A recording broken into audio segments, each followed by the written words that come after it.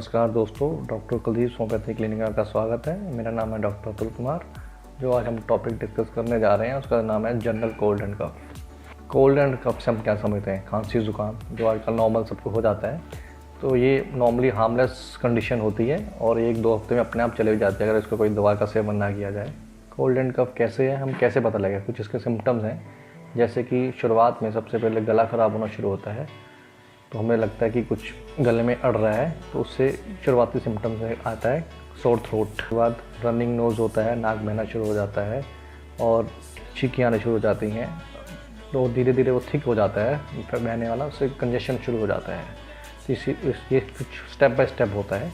Weakness आनी शुरू हो जाती है, पर वीकनेस बोले तो वीकनेस, ढीला ढाला बॉडी होने शुरू हो जाती है और खांसी आनी शुरू हो जाती है। सबसे ज़रूरी बात, फीवर, इसमें फ़ीवर नहीं होता।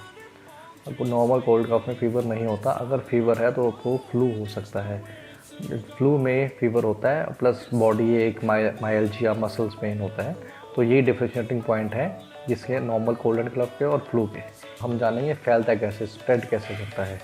ये बड़ा ज़रूरी पॉइंट है कि हमें पता होना चाहिए कि कोल्ड एंड कफ कैसे फैलता है। अगर सबसे पहला कारण है एयरबॉर्न बोलते हैं। एयरबॉर्न में कैसे होता है, जैसे किसी को खांसी ज़ुकाम हो रखा है, अगर वो खांसता है, चीख मारता है, तो उसके ड्रॉपलेट्स निकलते हैं, तो वो ड्रॉपलेट इन्फेक्शन के थ्रू दूसरों को भी स्प्रेड कर सकता है। इसलिए ड्रॉपलेट इन्फेक्शन बड़ा कॉमन है। दूसरा है स्किन टू स्किन कॉन्टैक्ट।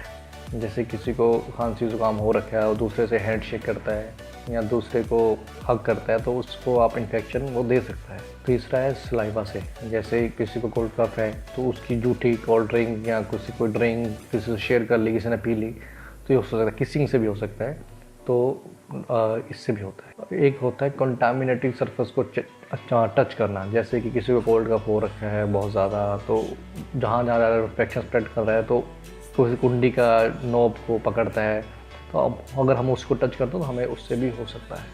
अब हम जाएंगे मैनेजर पार्ट में, जैसे कैसे मैनेज करें अगर किसी को हो गया है।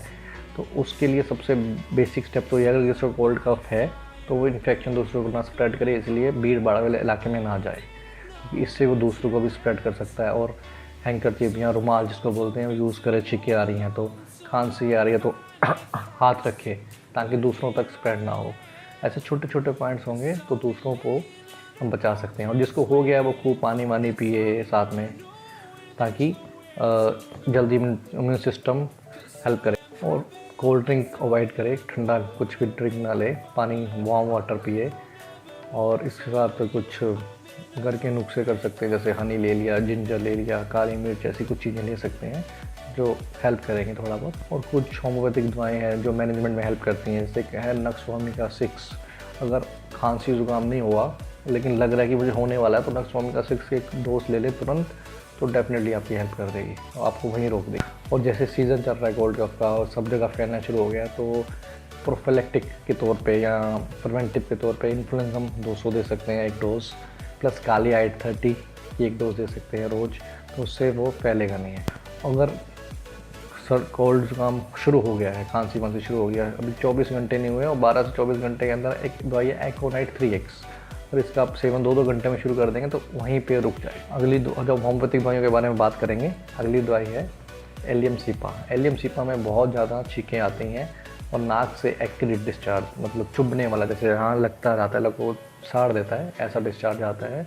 और आंखों में इरिटेशन भी होती है, तो गले में टिकलिंग होती, लगता है गले में यहाँ कुछ है चुभता है।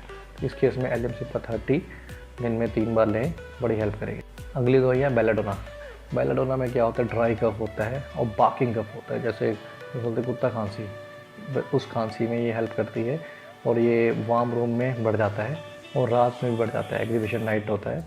और होर्सनेस ऑफ वॉइस, भारी हो जाती है, बोलने में दिक्कत आती है, इस केस में बेलाडोना। और सबसे मेन सिम्टम ये है कि खांसी करते करते चेहरा लाल हो जाता है, तो इस केस में बेलाडोना 30 बहुत हेल्प करती है। बेलाडोना 30 कि 1 चम्मच पानी में वही 2-2, 3-3 बूंदें दिन में 4-5 बार लेते रहेंगे तो बड़ी जल्दी हेल्प करेगा। अगली दवाई है कॉस्टिकम। कॉस्टिकम में भी ड्राई कफ होता है, आवाज़ बैठी बैठी हो जाती है, आवाज़ बंद भी हो जाती है, बिल्कुल गला बंद हो जाता है।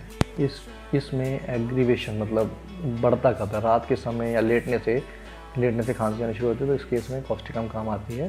कॉस्टिकम की एक बात और बड़ी अच्छी है, जो पब्लिक स्पीकर्स होते हैं जैसे नेता लोग हो गए या सिंगर्स होते हैं, उनका गला बैठ जाए तो उस केस में ये कॉस्टिकम बहुत अच्छा हेल्प करती है। कॉस्टिकम में इतने नॉर्मल टीस्पून पानी में आप 3-3 बूंदें दिन में 4 से 5 बार लेंगे तो डेफिनेटली आपकी हेल्प करेगी।